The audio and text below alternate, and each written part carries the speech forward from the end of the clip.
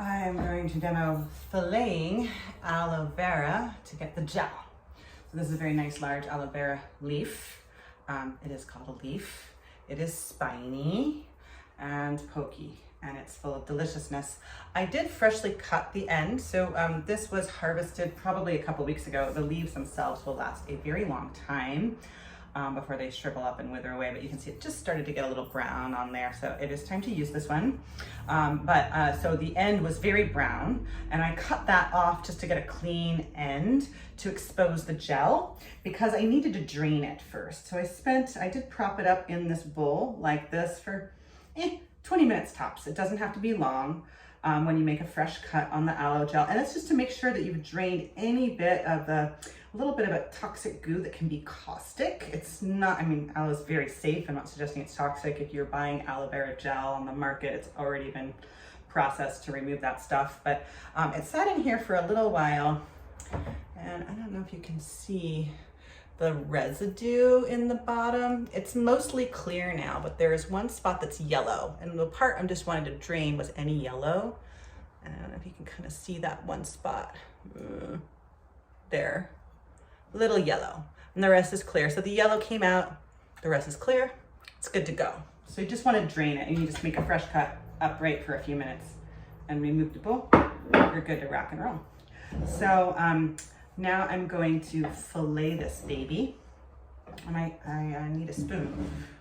Fortunately, I have one very handy. Spoon, knife, cutting board. Those are your ingredients, and you'll need a bowl to dump all the gel into. So first things first, you can see the tip of this is a little bit already dried and withered. So I'm just gonna cut off all the dried bits, remove the tip. It's kind of like cutting tops off the carrots. And now I'm going to remove the spines. So here I just take my knife and I'm just cutting along the edge. It's gonna expose that gelatinous inner material and get rid of the pokies. All the spines are there. So that's not out of my way, and I'm not handling that while I'm cutting and hurting myself.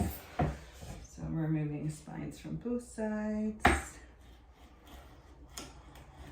It's perfectly good to use. I mean, even though there's spines there, you can see the inside there is a lot of that good, juicy aloe vera gel that's exposed. I mean, you can just start working that stuff because it's really phenomenal, and it's so nice on your skin.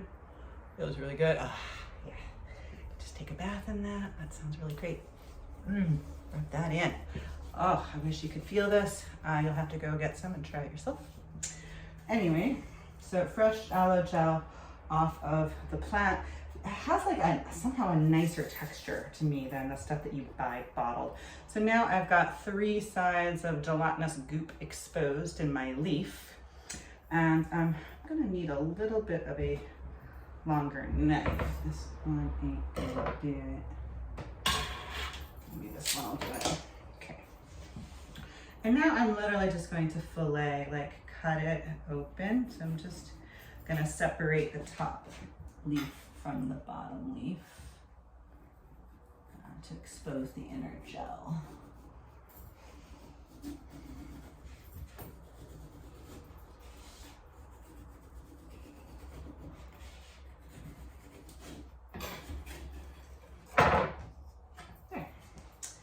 And voila, le slime.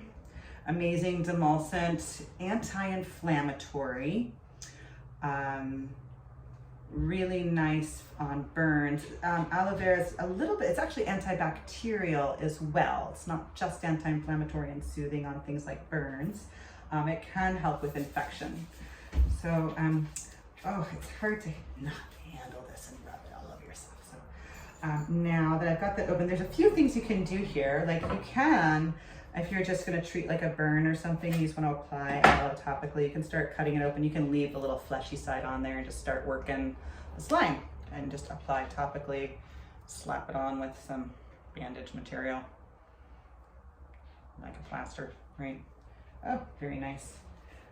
And eventually what's gonna happen is you're gonna start to wear off a bunch of the goo. Like if I really start rubbing this all over me, I'm just gonna try to use up some of the slime. It starts to dry out. There is that where it's like, oh, now it's kind of dry, like what happened to all the slime. There's actually still lots of slime in there. The mucilage from the aloe gel, it's in that meat. You can see the meat there, but I wiped off the surface level in order to re-expose and hydrate the internal levels.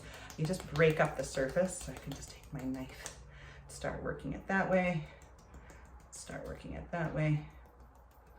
And now look at that. It brought a whole new level of sliminess to the surface.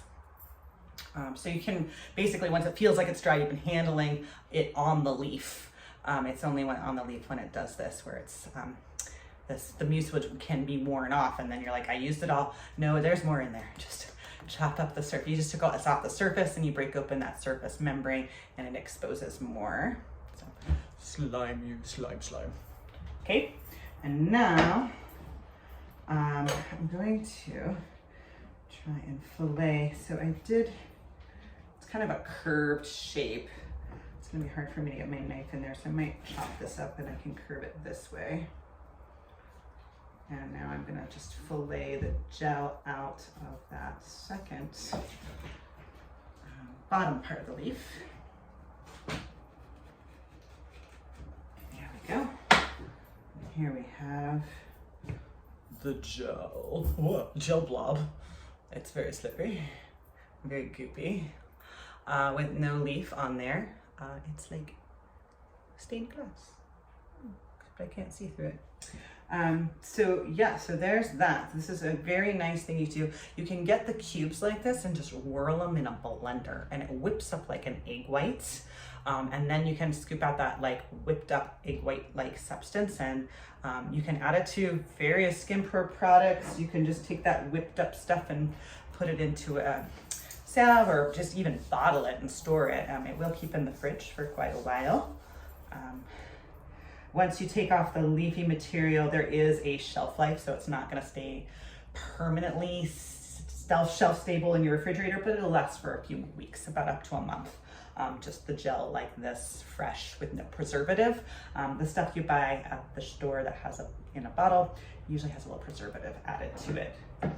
Things like vitamin E oil act as a preservative. You can also use rosemary extract as a preservative. So those are all great things. And so now that I've got my block of gel, I can just start basically working it.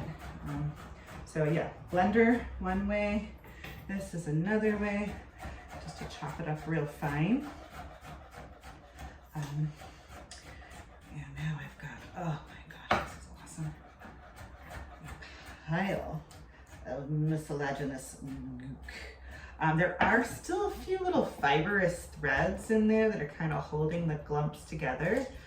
So I know some people actually work that through a strainer, and I have done this myself once or twice. You can get yourself a bowl, throw a strainer like that.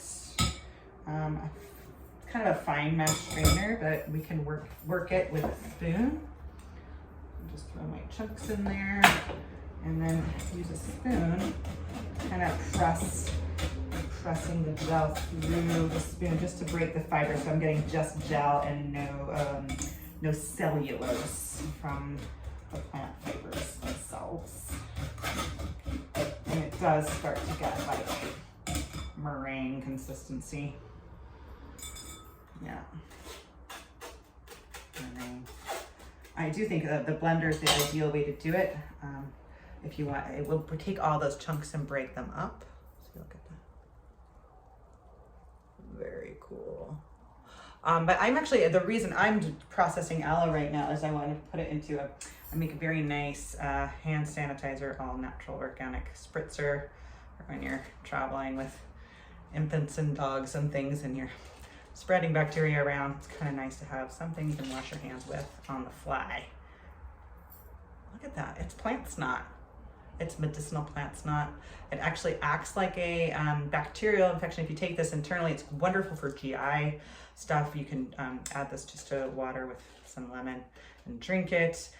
It's anti-inflammatory, it's soothing, and it does have like an anti-biofilm effect.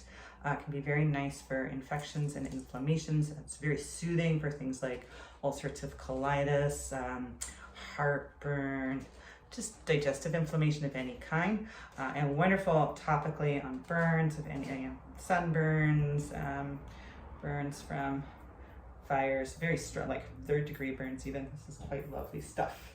But I'm gonna put it into this hand sanitizer, so it's gonna, I want it to be more liquidy. So I may end up running this through the blender just to get the starchy parts of the plant material all broken up.